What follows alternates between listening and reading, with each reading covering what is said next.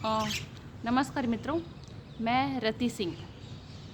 मित्रों, आपको पता है कि अभी आजकल संसद सत्र चल रहा है और सारे विपक्षी दल एकजुट हैं और संसद को एक हफ्ते से चलने ही नहीं दे रहे। उनकी जिद है कि चुनाव आयोग बिहार में एसआईआर सर्वे ना करे। मतलब कि ये जो वोटर लिस्ट है उसमें से वोटरों का नाम ना काटे। क्यों ना काटे? क्योंकि ये जो विपक्षी दल हैं इन्होंने बहुत सारे बांग्लादेशी घुसपैठियों और रोहिंग्यों का वोटर आईडी बना दिया है। उन्हें भारत की नागरिकता, एक तरह से भारत की नागरिकता दे दी है और वो हम लोगों के बीच में बस गए हैं, वोट देते हैं, हमारे नौकरियों पे कब्जा कर रखा है, हमारे संसाधनों पे कब्जा कर रखा है, हमारे घरों पे कब्जा कर रखा है। यहाँ के संसाधनों पे सिर्फ हम भारतीयों का ही हक होना चाहिए। पर विपक्षी दल एकदम वोट बैंक की राजनीति में एकदम अंधे हो गए हैं। उनको ये नहीं समझ आ रहा कि इस देश को कितना नुकसान होगा। अच्छा ये बताइए, हर चीज़ का वो होता है ना, अपडेट तो हर चीज़ की होती है, रिन्यू हर चीज़ का होता है। तो वोटर लिस्ट का चुनाव आयोग रिन्यू क्यों ना करे, अपडेट क्यों ना करे? चुनाव आयोग एक स्वतंत्र संस्था है, उसको कोई आदेश नहीं दे सकता। उसको जो सही लगेगा वो अपना काम करेगा। चुनाव आयोग सरकार के अंडर में नहीं है। फिर भी राहुल गांधी, अखिलेश यादव, ममता बनर्जी ने जिद मचा रखा, नहीं हम एसआईआर सर्वे होने ही नहीं देंगे बिहार में। अरे दिक्कत क्या है? अब इतने 2003 के बाद बिहार में ऐसा ही सर्वे हो रहा है, उसके बाद पता नहीं कितने लाखों लोग मर चुके हैं। तो उनका नाम तो निकालना ज़रूरी है ना एसआईआर सर्वे से।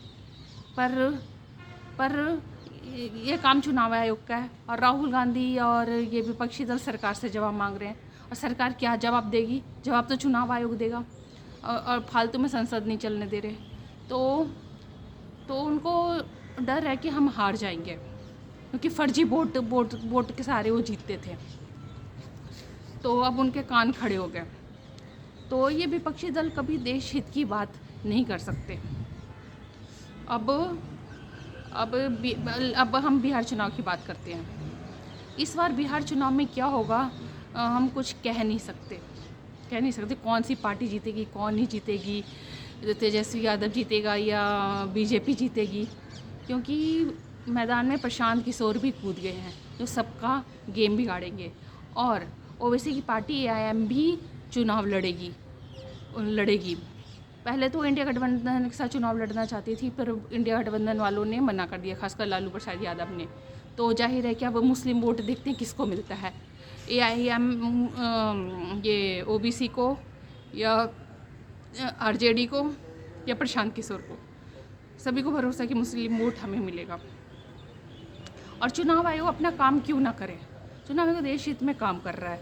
अब विपक्षी दल तो जिद कर रहे हैं, सोच रहे सरकार झुक जाएगी, पर सरकार झुकने वाली नहीं है, चुनाव आयोग झुकने वाली नहीं है। चुनाव आयोग ने सीधे सीधे कह दिया है कि ये सर्वे हम बंगाल में और इसके बाद हम पूरे देश में करेंगे।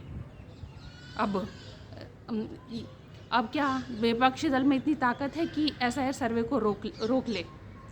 अब तो उल्टा हो रहा है। इसलिए विपक्षी दल को समझना चाहिए कि हमें देश हित के बारे में ही सोचना चाहिए, जिसमें देश की भलाई हो। ये वोट बैंक की राजनीति बंद कर दे। हमें भारत के नागरिक, चाहे हिंदू हो या मुसलमान, सबको बराबर देखना है। ये यानी कि एक ही उसकी राजनीति करनी है। तो अब एसआईआर सर्वे तो अब रुकने वाला नहीं है। विपक्षी दल जितना जोर लगाना लगा ले। राहुल गांधी तो सीधे चुनाव आयोग को ही धमकी दे रहा है कि हम देख लेंगे अगर सत्ता में आ गए तो।